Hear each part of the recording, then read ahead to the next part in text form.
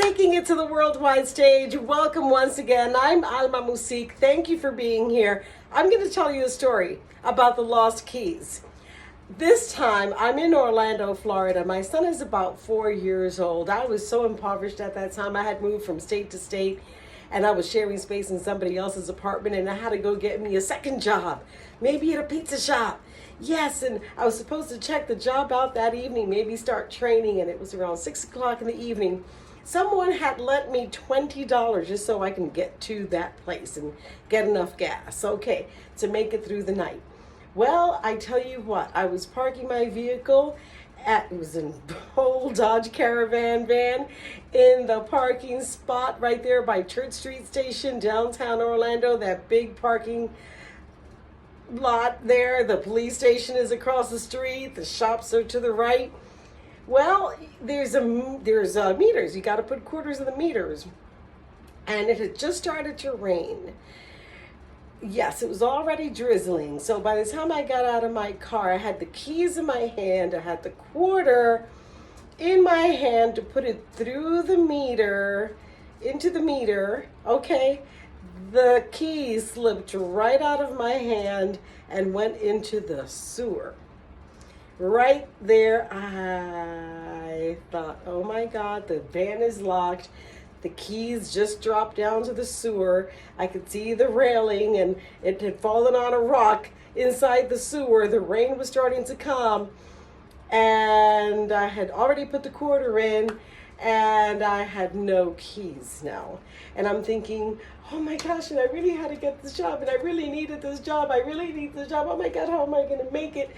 And the keys, and how am I ever going to get home? And someone is watching my son, and I've got to get home to my son, and how am I going to get home? And the lady didn't have a vehicle that was taking care of my son, and oh gosh, what to do?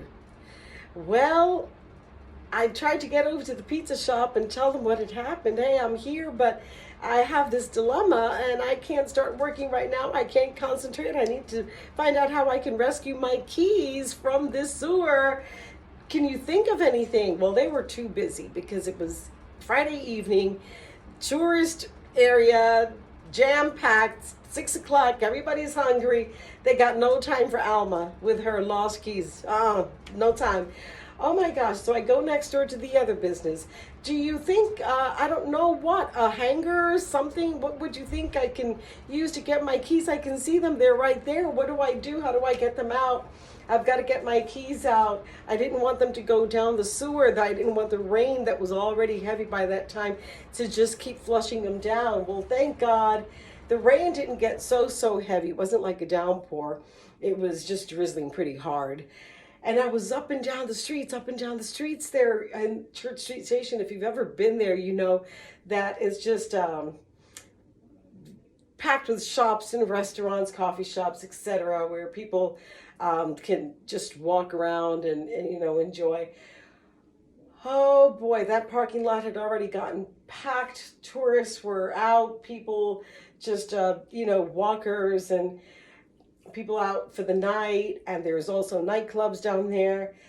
Well, I just went shop to shop and no one could help me and no one could ever think of a solution. My gosh, what do I do? I went to the police station and I rang the bell and the intercom. Okay, well, we can't help you. We don't know how to help you, ma'am. There's nothing we can do. I went to a parking lot where the attendants were there, where you actually pay for parking, and all they could do was give me a phone book to call a locksmith. Okay, wonderful. And that's at the time when it was around 2006, 2007, when cell phones were still the flip phones, and we didn't have Siri, hey, where's the nearest locksmith or anything like that. Not that I could afford one, because all I had to my name was those $20. Those $20. I had them in my jean jacket pocket. That was my fortune that night. And so the parking lot attendants gave me a phone. What is this? What can I do with a phone book? Do you have any solution? Do you know of anything that I can do? Well, somebody suggested, well, I don't know, maybe if you had a magnet. Okay, well, if I have a magnet, but how do I get the magnet down to the, where they'd fallen down there on that rock in the sewer? So then I asked somebody else, and they said, well, maybe if you have golf club, if you had a golf club, you could attach the magnet and you could do that. So I thought, golf club, where can I get a golf club? Oh my God, with $20, where can I possibly get a golf club?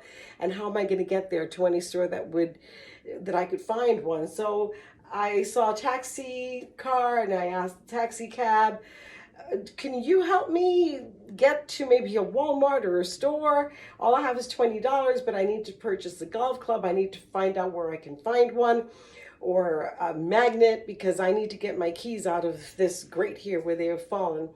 Oh no, ma'am, that's not enough money to get you to the Colonial Drive.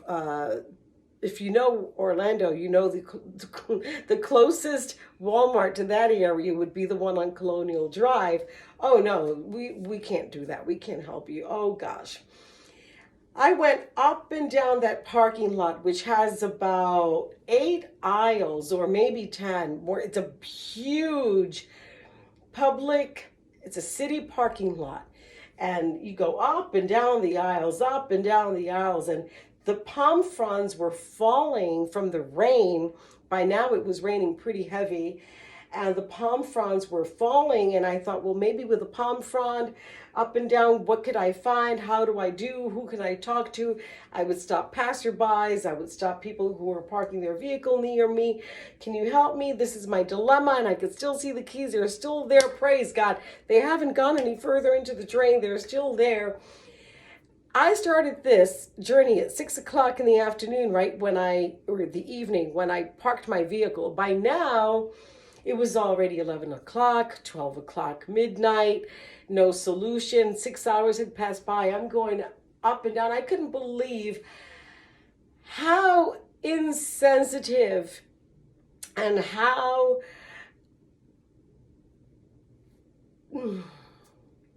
discourteous, insensitive, selfish, people in disregard, people were being that evening. I just couldn't understand for the life of me what was going on. And I kept talking to God, Lord, why is this happening to me? But I have faith.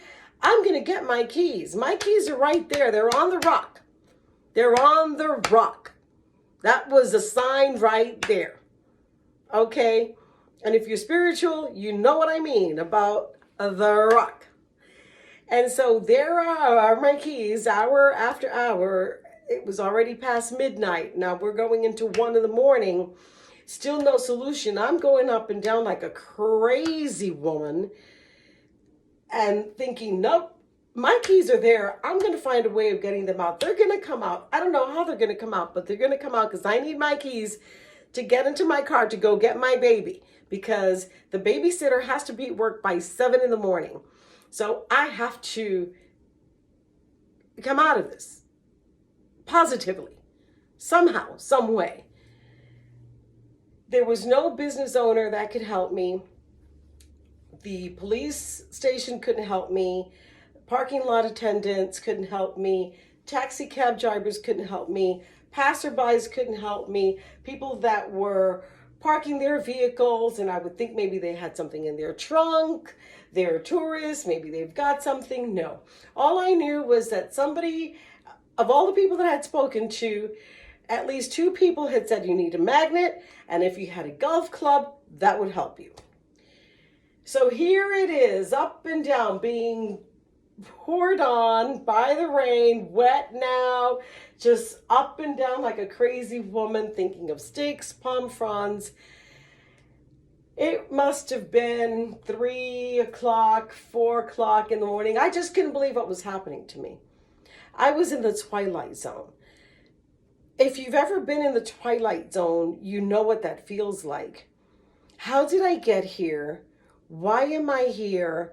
And why does everything feel so strange?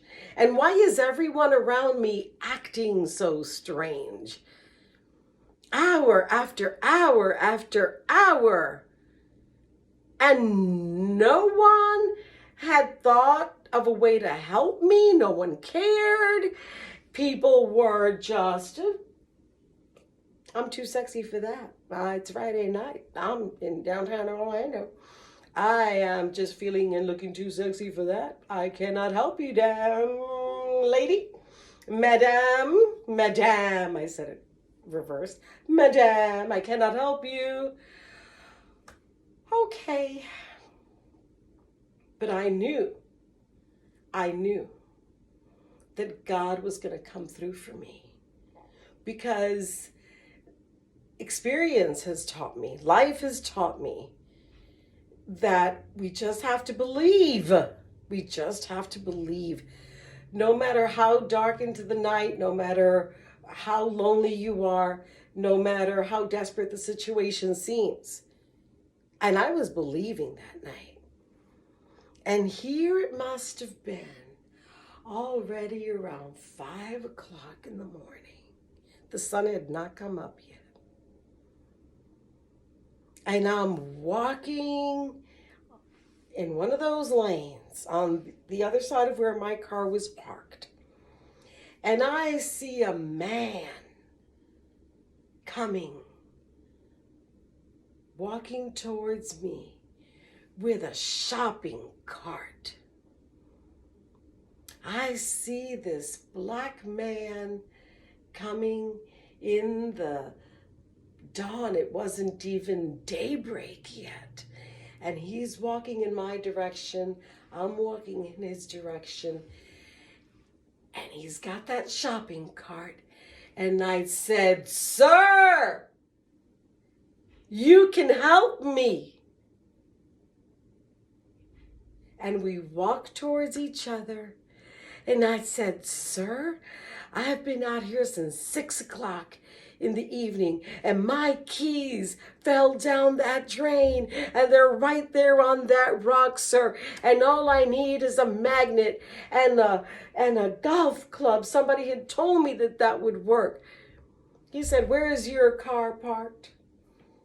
With his supermarket shopping cart. I said, "Sir, it's over there." I said, do you happen to have a magnet? Do you happen to... He just revealed the golf club to me. I said, "Do you have a magnet?" "Where's your car parked?" I said, "Praise God." And I helped him bring the shopping cart over each, what do you call that? The on the ground, you know? The concrete little bumps you gotta get over. Yeah, so come on, let's go. And we didn't even bother going all the way around, no zigzagging through. No, let's just do the shortcut. Let's just go over all these bumps with this shopping cart. And we were doing it together. And he said, "Is that your vehicle? Where are the keys?" I said, "They're right down there, sir." And he just whipped out the golf club and that magnet right there on the tip of that and just brought him right up to me. I said, "Lord, how great art thou." What a miracle. Of all the people that I had spoken to that night, that I had begged and pleaded, "Please help me. Is there any way?" No one had the time for me. No one could help me. But here was this homeless man that had everything I needed. And so I just hugged him and I was so happy. And I said, "Sir, here's $20 for you. This is all I have. But thank you. This is all I have. But I'm sorry it's not much. But please take this." And just then and there, when he's taking his $20, putting it in his pocket, and we're praying, we're just thanking God and we're just praying. I asked him for his name and I said, "Promise me that you're going to do something good with your life." I said, your mother must be praying for you. He said, yes, my mother is praying for me all the time. I said, well, her prayers are going to be answered. Promise me that you're going to go somewhere, you're going to take a shower, you're going to find somewhere to work, and you're going to just have a wonderful life, a prosperous life. Do that, please. I'm begging you. Do it for your mom, do it for you. Just do it, please. Don't let anything hinder you or stop you. Do that today. And just as we were finishing that prayer with our eyes closed and praising God, guess who comes by? A police officer on his bicycle. One of those, yes, that just patrol the area on their bicycles, checking for meters that had gone already, had gone out, had run out, and who he could give a parking ticket to. And he said, ma'am, your meter ran out. I have to give you a ticket. I said, sir, don't you know what happened? This is what happened. And I explained, and I said, and we're here praying because this young man has helped me, and we're so grateful. And there was no way that I could put another quarter in because I didn't have another quarter to put in the meter, because this has been my dilemma since 6 o'clock this evening. It was daybreak. The sun was coming up. It was 6 o'clock in the morning. The sun was coming up. This police officer on his bicycle with his helmet, his little uniform, and all the respect to police officers. They've helped me so much throughout my life. I'm not knocking him or his job or his position, but I'm just saying that's what happened to me at that moment. And he was not compassionate. He wasn't hearing it, didn't care. Lady, your meter is run out. I got to write you a parking ticket. I said, sir, you do what you have to do, because I am just so happy for the miracle that God has done here right now with this young man in my life. We're just so happy. Just give me the ticket. That's fine. Best ticket I've ever gotten in my life. I was so happy to get that ticket.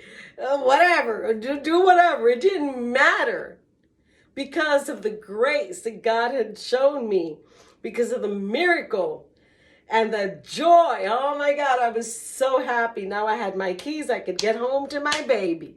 All thanks to that homeless man who helped me that day at 5 o'clock in the morning. Yes, I hope that wherever he is, God is blessing him and is taking good care of him. And I'm sure that that is so. So you never know who's going to help you, right? You never know. Everybody has so much to give. Each and every one of us.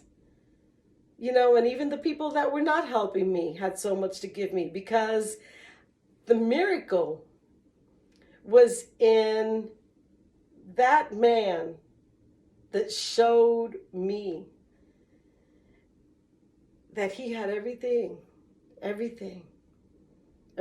needed.